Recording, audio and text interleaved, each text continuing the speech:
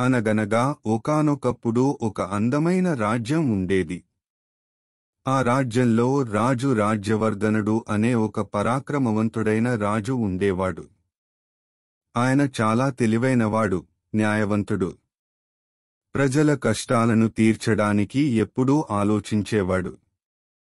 ఆయన రాజ్యంలో గోపయ్య అనే ఒక బిచ్చగాడు ఉండేవాడు. గోపయ్య చాలా పేదవాడు, కాని చాలా తెలివైనవాడు. చిన్నప్పటి నుండి అనేక కష్టాలు పడినా తన చురుకైన బుద్ధిని మాత్రం కోల్పోలేదు. ఒకరోజు రాజు రాజ్యవర్ధనుడు తన సైన్యంతో కలిసి వేటకు వెళ్లాడు. వేటలో భాగంగా వారు దట్టమైన అడవిలోకి వెళ్లారు. పొద్దువాలుతోంది, చీకటి పడుతోంది. దారి తెలియక రాజు, అతని సైన్యం దారి తప్పారు. ఆకలి, దప్పిక, అలసటతో రాజు చాలా నిస్సహాయంగా మారాడు. ఎంత వెతికినా వారికి దారి దొరకలేదు.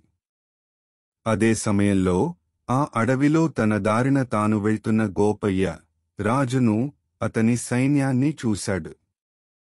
రాజు దుస్థితిని గమనించిన గోపయ్య వారి దగ్గరకు వెళ్లాడు.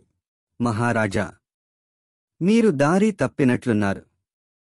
నేను మీకు దారి చూపించగలను. కాని నాకు ఆకలిగా ఉంది అన్నాడు. రాజు గోపయ్యను చూసి ఆశ్చర్యపోయాడు. ఓయ్ బిచ్చగాడా, నీకు ఎంత ధైర్యం? రాజునే బేరం అడుగుతావా? అని కోపంగా అన్నాడు. అప్పుడు గోపయ్య, మహారాజా, ఆకలి ఉన్నప్పుడు రాజుకు, బిచ్చగాడికి తేడా ఉండదు. మీరు నాకు ఆహారం ఇస్తే నేను మీకు దారి చూపిస్తాను. లేదంటే ఈ దట్టమైన అడవిలో రాత్రంతా ఉండాల్సి వస్తుంది అన్నాడు. రాజుకు గోపయ్య మాటల్లో తెలివి కనిపించింది. సరే, నీకు కావలసిన ఆహారం ఇస్తాము. కాని ముందు దారి చూపించు. లేదు మహారాజా, ముందు ఆహారం, తర్వాత దారి అన్నాడు గోపయ్య మొండిగా. రాజుకు మరో మార్గం లేకపోయింది. తమ దగ్గర ఉన్న ఆహారంలో కొంత భాగాన్ని గోపయ్యకు ఇచ్చారు. గోపయ్య కడుపు నిండా తిన్నాడు. తర్వాత, మహారాజా, నన్ను అనుసరించండి అని చెప్పి ముందుకు నడిచాడు. గోపయ్య వారికి సులభంగా అడవిలోంచి దారి చూపించాడు. కొద్దిసేపటికే వారు రాజ్య సరిహద్దులకు చేరుకున్నారు. రాజు గోపయ్య తెలివికి, ధైర్యానికి చాలా ముచ్చటపడ్డాడు. ఓ గోపయ్య, నువ్వు చాలా తెలివైనవాడివి. నా రాజ్యంలో నీకు ఏమి కావాలి? కోరుకో అన్నాడు రాజు. అప్పుడు గోపయ్య, మహారాజా, నాకు ధనం వద్దు, ఆస్తులు వద్దు. నాకేదైనా కష్టం వస్తే నేను నేరుగా మిమ్మల్ని కలవడానికి అనుమతి ఇవ్వండి. నా సమస్యను మీతో చెప్పుకోవడానికి అవకాశం ఇవ్వండి అన్నాడు. రాజు ఆశ్చర్యపోయాడు. బిచ్చగాడు ధనం కోరతాడని అనుకుంటే ఒక అసాధారణమైన కోరిక కోరాడు. సరే గోపయ్య, నీ తెలివికి మెచ్చాను. నీకు ఎప్పుడు కష్టమొచ్చినా నన్ను కలవడానికి అనుమతి ఇస్తున్నాను.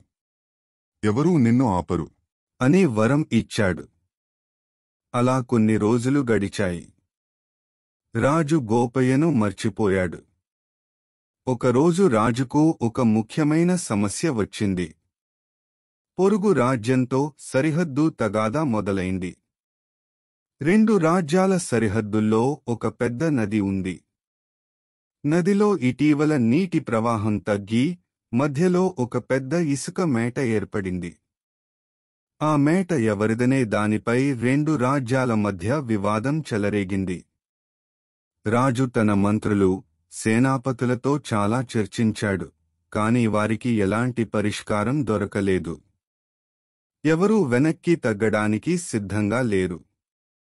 అదే సమయంలో గోపయ్య రాజును కలవడానికి వచ్చాడు.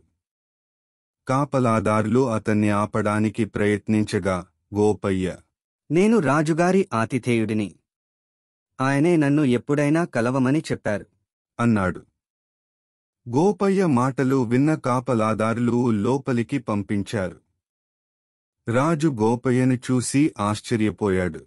ఓ గోపయ్య, నువ్వెందుకు వచ్చావు? అని అడిగాడు. గోపయ్య, మహారాజా, నాకు ఒక కల వచ్చింది. ఆ కలలో మన రాజ్యానికి, పొరుగు రాజ్యానికి మధ్య ఉన్న సమస్యకు పరిష్కారం కనిపించింది అన్నాడు. రాజు గోపయ్యకు అవకాశం ఇచ్చాడు.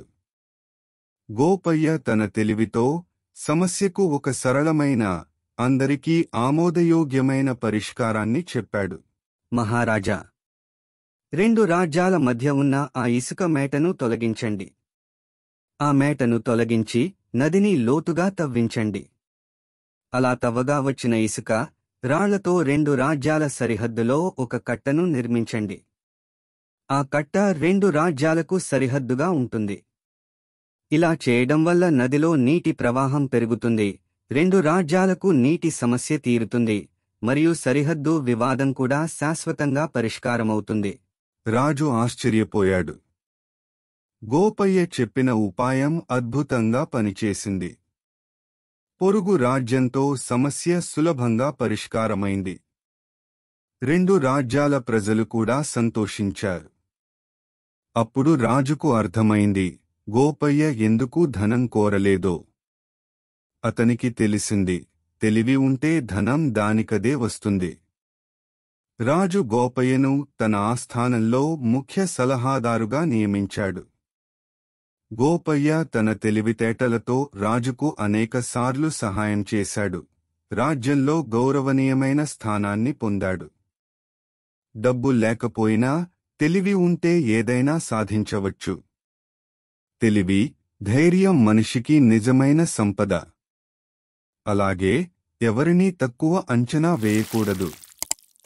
Please like, share and subscribe. Thank you.